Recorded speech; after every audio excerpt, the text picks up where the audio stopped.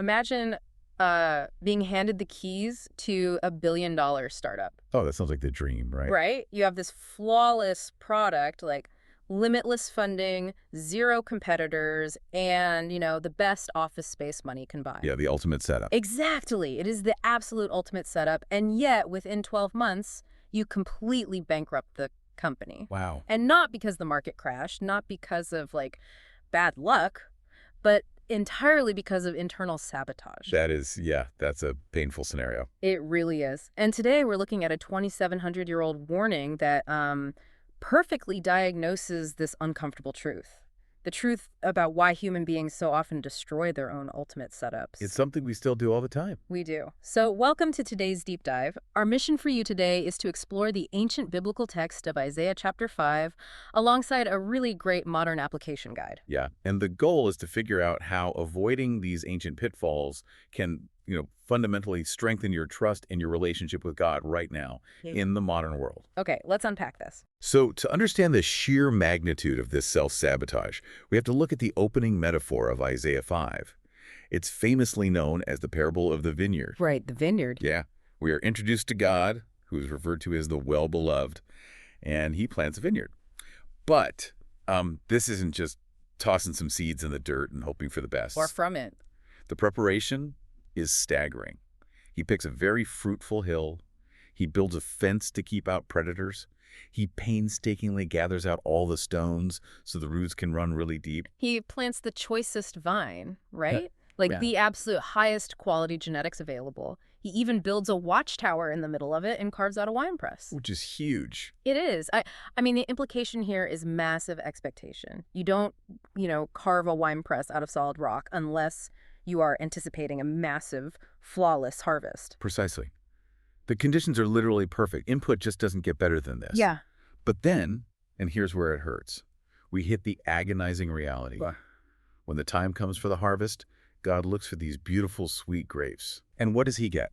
The vineyard brings forth wild grapes. Ooh. Now, historically, wild grapes in that region were small, incredibly bitter, and, practically useless. They carried the shape of a grape, but literally none of the value. Wait, I have to stop you right there. Sure. From a purely agricultural standpoint, isn't a wild grape just the result of nature taking its course? Well, I mean, if the vines produce bitter grapes, isn't that just a biological failure? How is that the vineyard's fault? that's a great question. And if we were talking about literal agriculture, you'd be completely right. Okay. But Isaiah immediately breaks the metaphor to explain exactly what's happening.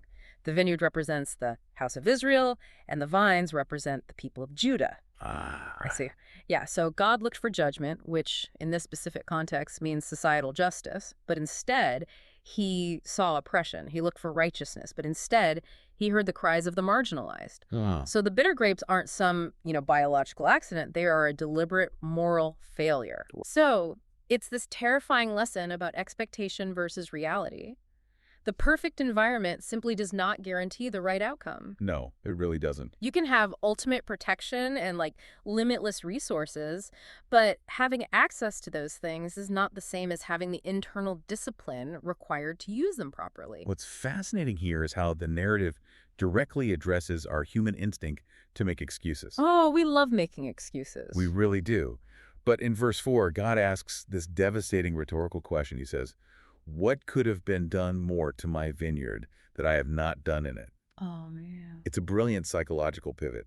With that one single question, all the air is just sucked out of the room. You can no longer blame your childhood, your environment, your lack of capital, your circumstances, none of it. Because the caretaker did everything. Exactly. The failure is entirely internal. That is a really tough pill to swallow. I mean, going back to the startup analogy, it's like the founders having millions in VC funding and just goofing off. Yeah, just completely wasting the opportunity. Right.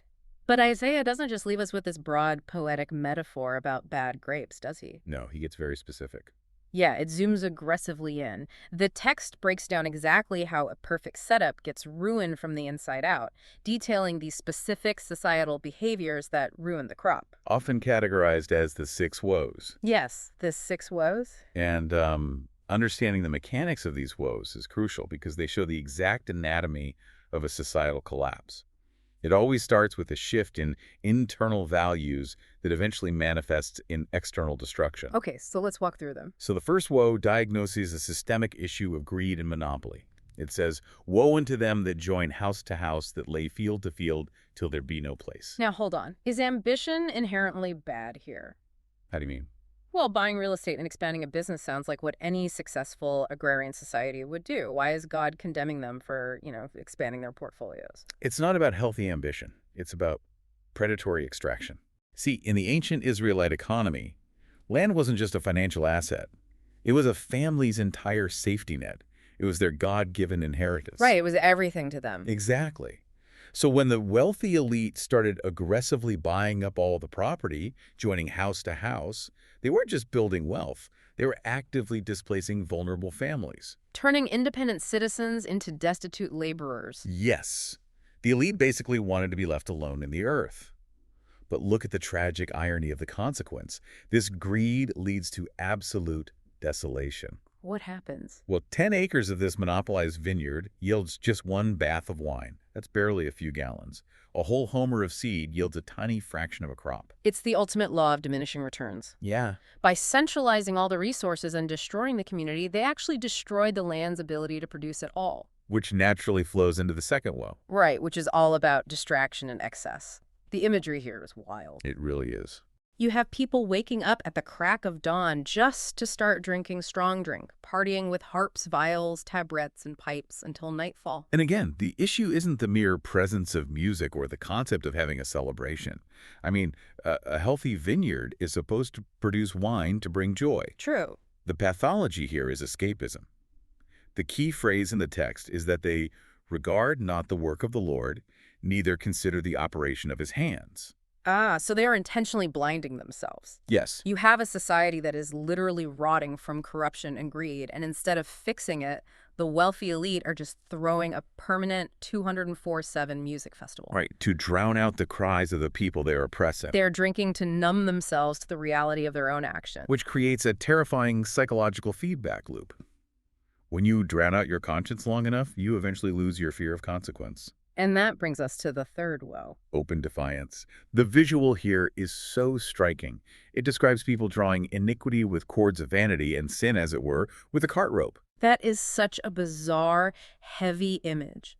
Dragging your sins behind you like a literal wagon? Yeah. It just sounds exhausting. Why wouldn't you try to hide your corruption?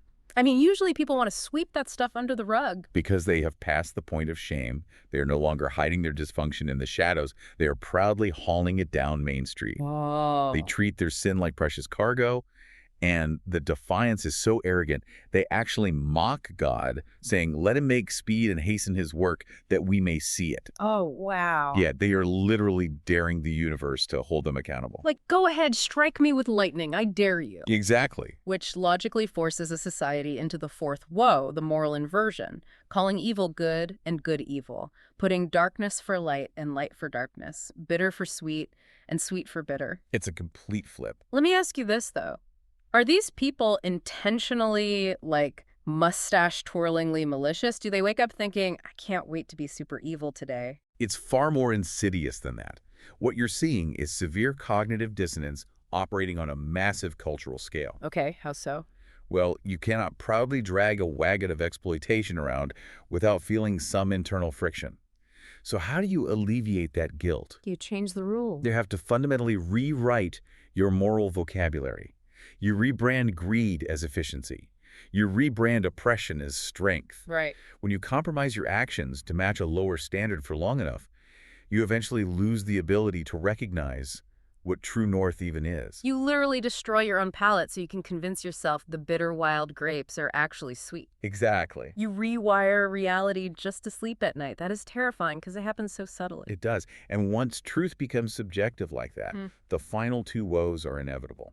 The fifth woe is arrogance, being wise in their own eyes, creating this echo chamber where they only listen to their own corrupted logic. And the sixth? The sixth woe is the final institutional collapse.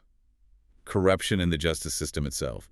They justify the wicked for a bribe, and they strip the righteous of the justice they actually deserve. So we've gone from a single bad grape to a completely rigged system. Yep. The judges are bought, the poor are displaced, the rich are drunk, and everyone is walking around calling it progress. This isn't just a vineyard failing to grow. This is a vineyard engineering its own suicide. That's a perfect way to put it. And actions have immutable consequences. The narrative shifts here from the internal decay to the external reality. So fallout. Right. What happens when a society abandons its foundation?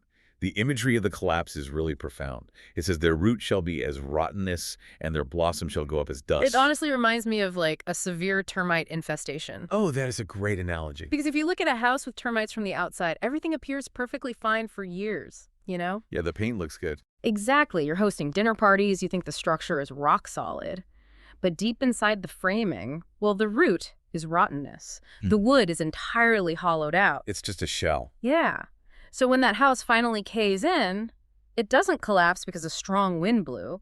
It collapses because the structural integrity was destroyed bite by bite over decades.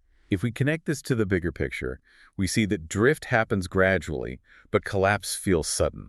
Always. The text says, "Hell hath enlarged herself to swallow their glory. God's anger is kindled."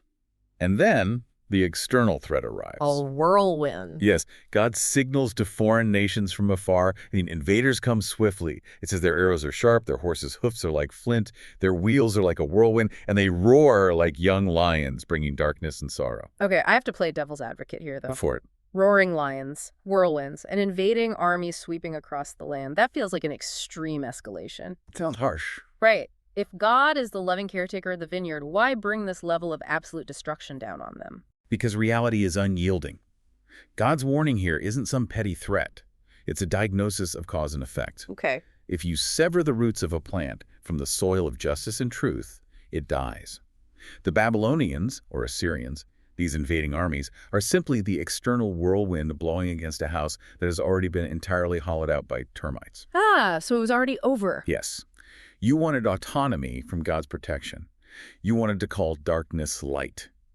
The terrifying consequence is that God eventually allows you to have exactly what you asked for. So what does this all mean? Wow. We've spent this time dissecting the agrarian economics and the psychological decay of ancient Isaiah, but this isn't a history deep dive. No, not at all. This ancient warning is a mirror for us right now. How do we take the tragedy of the wild grapes and apply it to our modern lives? The application guide distills this massive ancient text into 3 incredibly sharp modern principles. Let's hear them. First, use what you've been given properly. Opportunity is only potential. Having the best education, a great job, or a supportive family means absolutely nothing if your internal drive is corrupt. It's the startup analogy all over again. Exactly.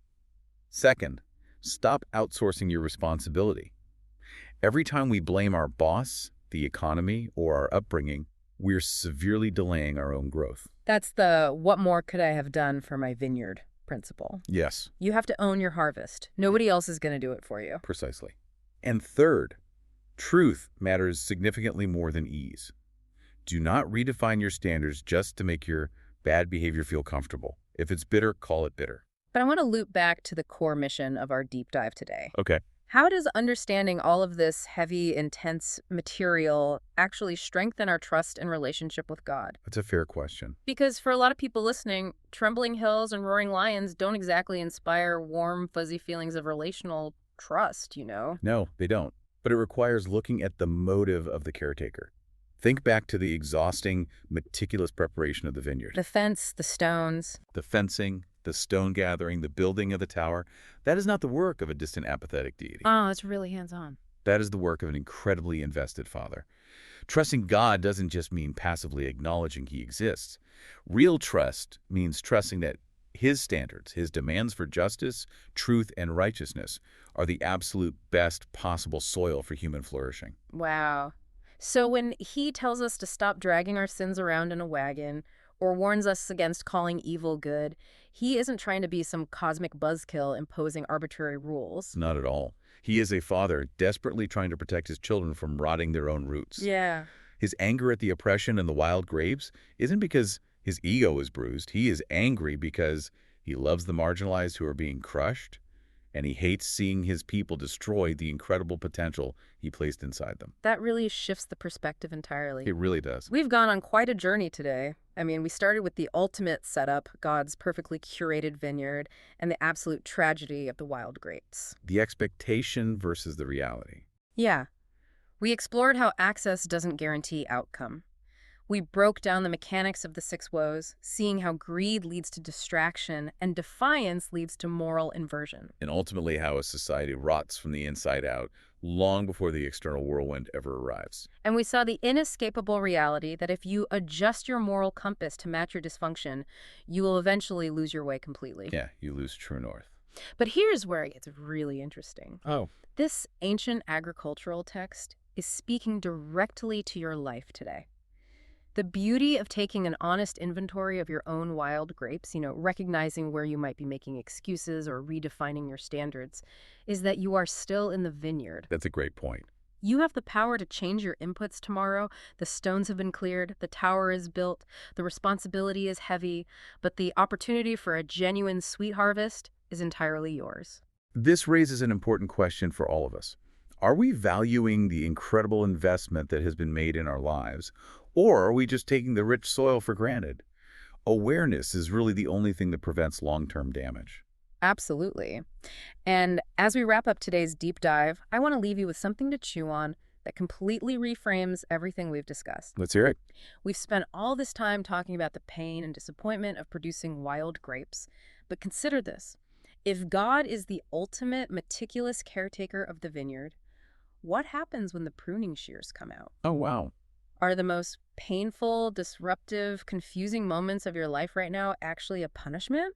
Or are they just the master gardener aggressively clearing out the stones and cutting back the dead wood so that you can finally produce a real harvest? That is a powerful thought. Think about that. How will you apply this information in your life?